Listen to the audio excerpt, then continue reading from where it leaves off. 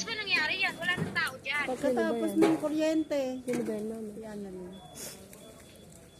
Yung nag-brown out. Oo. Papasok pa tayo, mami? Uy, baka maano ka naman tayo. Huwag ka nang pumasok. Bayaan mo na lang sila na lang. Matibo ka rin ng mga pako. Wala na, bus na.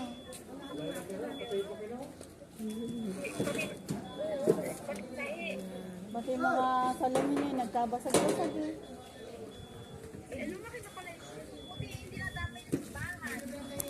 Oo nga, naagapan ng bumbero na ano nga.